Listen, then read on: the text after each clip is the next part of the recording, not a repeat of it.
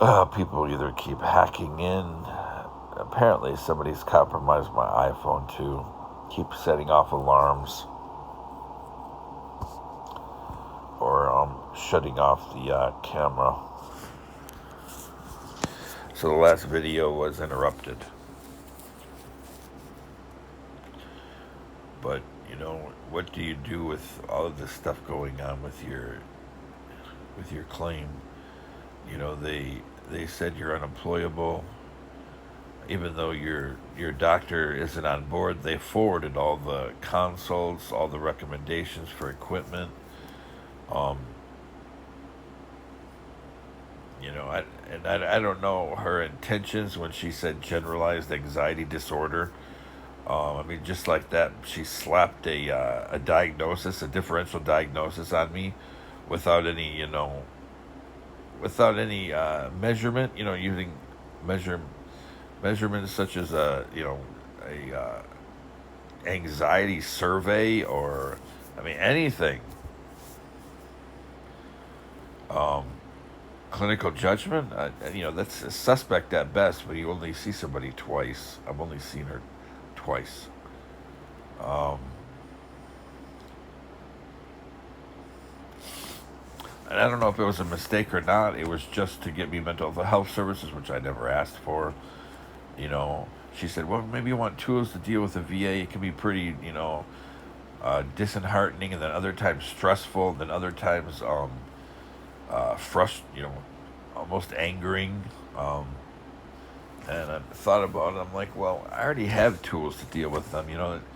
By that event that she did is kind of saying like I'm the problem. I'm not the problem. It's all the retaliation, the delays, the arbitrary denials, or people, scouring, a file or a claim for some reason to deny it.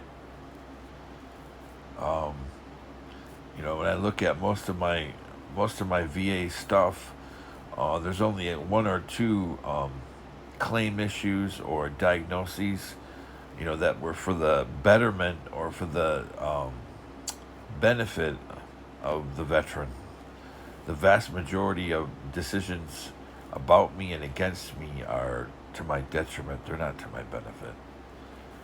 Um, they're diagnoses that aren't being treated,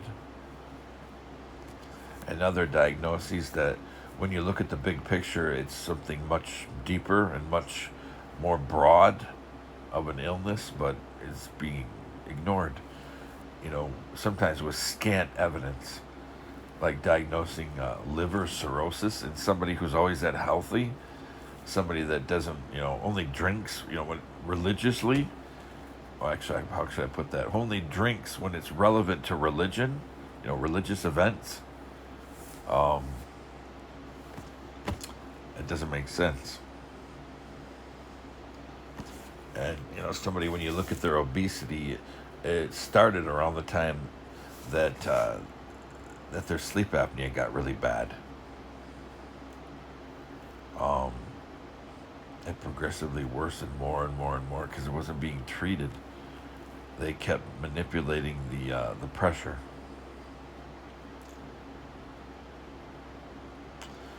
And I don't think I should have been on a CPAP anyway. I think I should have been on a BiPAP, because when I was in the hospital, they gave me a BiPAP, and even though I had COVID plus pneumonia, I got better in 3.5, actually almost 4 days.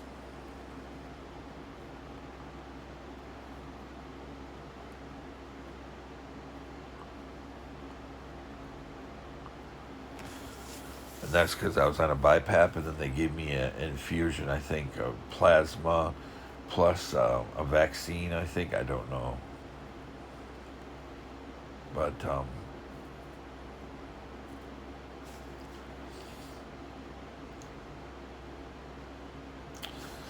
that being said, it's frustrating. These things that they recommend. And it shouldn't be a matter of somebody not agreeing with the group. When you look at the directive, that's how you make a decision And I've been told, well, yeah, we recommend this and this. If everybody agrees with us, you make a recommendation based on directives. It shouldn't be so subjective. That's what's allowing people in Saginaw to retaliate and to target me so much because people believe this is a subjective decision. It's not. The directives are there. For example, the mobility directive. I qualify. I cannot walk long distances. I have to sit down. I mean, when I can, obviously, if it's in the rain or something, or we're near a highway, I have to push even if it hurts, because we're walking next to a highway, or it's the rain, you know.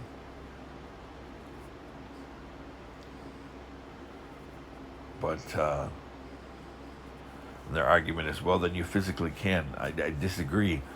When you're a single parent and your child may be in a situation that's risky, like walking next to a major highway, or having to get to a bus, you don't have a choice.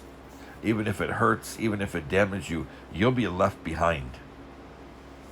They don't understand that because they don't care. They want to deny me anyway, and so they did.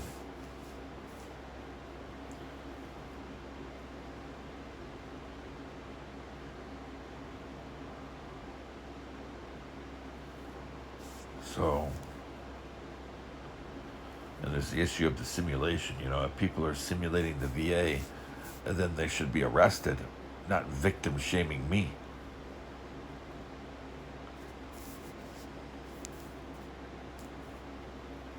So, and the arbitrary denials, people are supposed to be, punitively dealt with, especially if they work at the VA.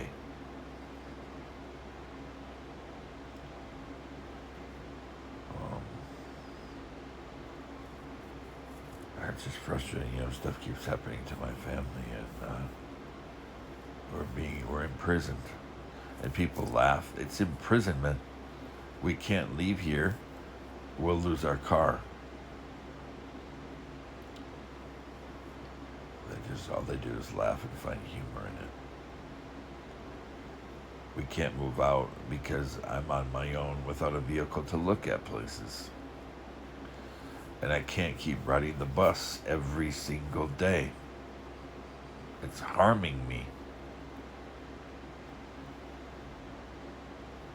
The amount of damage after I get off the bus, and irritation, and migraines.